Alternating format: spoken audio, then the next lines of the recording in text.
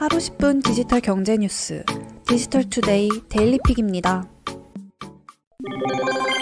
미국 백악관이 12일 반도체 칩 부족 사태의 해법을 모색하기 위해 반도체 화상회의를 개최했습니다. 제이크 설리번 백악관 국가안보보좌관이 주재한 회의에는 삼성과 인텔, TSMC, HP, 포드, GM 등 주요 반도체와 자동차 기업이 참석했습니다. 이번 회의는 반도체 칩 공급난으로 인해 미국의 자동차 생산 공장 조업 중단이 속출하고 전자제품 생산도 차질을 빚는 일이 생기는 상황에서 업계 의견을 듣고 해결 방안을 마련하기 위해 개최됐습니다. 바이든 대통령은 회의에서 반도체 문제를 단순한 칩 수급난으로 접근하는 것이 아니라 국가의 기초 인프라라는 관점에서 바라보고 있다고 강조했습니다. 아울러 중국에 대한 강한 견제 심리를 숨기지 않았습니다. 이날 회의에서는 반도체 칩 단기 수급 불안에 대한 개선책과 함께 장기의 안정적 공급 방안까지 논의된 것으로 알려졌습니다. 미국의 반도체 기업 인텔이 반도체 칩 공급 부족에 시달리고 있는 자동차 시장의 구세주를 자처하고 나섰습니다. 차량용 반도체 칩을 직접 양산하겠다고 공언한 것입니다. CNBC 등 외신은 인텔이 앞으로 6개월 후부터 차량용 반도체 칩을 양산할 계획을 추진하고 있다고 전했습니다. 인텔의 이 같은 결정은 바이든 미국 대통령의 반도체 회담 직후 나왔습니다. 바이든 정부는 바이 아메리카 정책의 일환으로 반도체 등 주요 부품을 전략 품목으로 지정해 미국 내 생산을 권장하고 있습니다. 팻 겔싱어 인텔 CEO는 차량용 반도체 칩 부족 문제를 해결하기 위해 반도체 직접 생산 방안을 마련하고 있다면서 이미 관련 협력사와 협의에 들어갔다고 언급했습니다. 그는 차량용 반도체가 최첨단 제품은 아닌 만큼 서두르면 6에서 9개월 후 양산이 가능할 것으로 본다면서 GM과 포드 등 미국 자동차 기업에 우선 공급할 수 있다고 말했습니다. 자율주행 플랫폼을 장악하는 기업이 미래 모빌리티의 주도권을 가져갈 것으로 전망되는 가운데 핵심 영역을 차지하기 위한 빅테크와 자동차 기업 간 경쟁이 보다 격화될 것이라는 관측이 나왔습니다. 오유진 하나금융경영연구소 연구위원은 보고서를 통해 하드웨어가 아닌 소프트웨어 중심으로 자동차 시장 재편을 전망했습니다. 기존 차체 제작을 포함한 하드웨어와 소프트웨어, 주행 데이터 결함이 자동차 시장의 새로운 미래 트렌드로 굳어졌다는 평가입니다. 최근 애플카 개발, 웨이모와 볼보, 다임러의 협력, 아마존의 자율주행차 기업 죽수 인수, 마이크로소프트의 크루즈 투자가 이런 경향의 대표적 사례입니다. 여기에 중국 바이두, 알리바바, 텐센트도 자동차 제조사와 전기차, 자율주행차 관련 조인트 벤처를 설립하는 등 협력을 강화하고 있습니다. 오 연구위원은 현재 테슬라가 비전을 제시하며 모빌리티 시장 전반에서 앞서 나가고 있지만 완전 자율주행에 도달하기까지 험난한 기술적 과제들이 남아있다. 테슬라를 따라잡기 위한 도전자들의 추격이 거센 상황이라며 진단했습니다. 엔비디아가 그래픽 테크놀로지 컨퍼런스 2021 행사에서 ARM 기반 데이터 센터 프로세서 그레이스를 발표하고 CPU 시장 진출을 공식 선언했습니다. 범용 서버칩이 아니라 대규모 인공지능 및 슈퍼컴퓨터로 불리는 고성능 컴퓨팅을 겨냥한 서버칩을 내놓겠다는 포부입니다. 엔비디아는 현재 400억 달러 규모의 ARM 인수를 위해 규제 당국의 승인을 기다리고 있습니다. 엔비디아가 GPU를 넘어 CPU로 확장한다는 상황 자체가 관련 업계에서 중량감 있게 받아들여지는 모습입니다.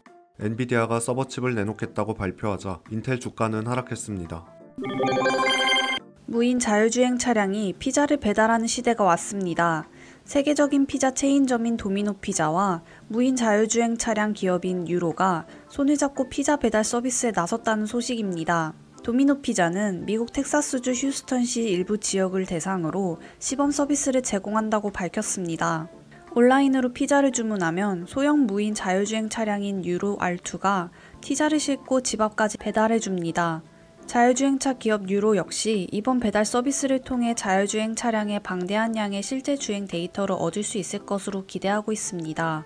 유로는 도미노 피자 외에도 다수 레스토랑을 대상으로 한 음식 배달 서비스도 준비하고 있는 것으로 알려졌습니다. 지난해 코로나19 팬데믹 기간 동안 캘리포니아 스포츠 경기장 주변의 의료진을 대상으로 의약품 배송 서비스를 제공하기도 했습니다. 아마존이 투자한 전기트럭 제조사 리비안이 삼성 SDI를 배터리 공급 업체로 선정했습니다. 로버트 스케린지 리비안 CEO는 차량 개발 과정 전반에 걸쳐 삼성 SDI와 협력해왔다면서 삼성 SDI가 공급하는 우수한 성능의 배터리가 리비안 전기차에 탑재될 것이라고 밝혔습니다. 리비안은 현재 개발 중인 R1T 전기 픽업 트럭과 R1S 전기 SUV 차량에 삼성 SDI가 제공하는 배터리를 활용할 계획입니다. 극한의 온도에서 견디는 내구성과 효율성 면에서 삼성 SDI의 제품이 리비안 오프로드용 전기차에 최적이라는 설명입니다. 아마존이 투자한 전기트럭 제조사인 리비안은 현재 전기밴 트럭과 픽업 트럭, SUV 등 상용 전기차 시장 진출을 준비하고 있습니다. 인기 애니메이션 시리즈 기동전사 건담이 극장용 실사 영화로 제작됩니다.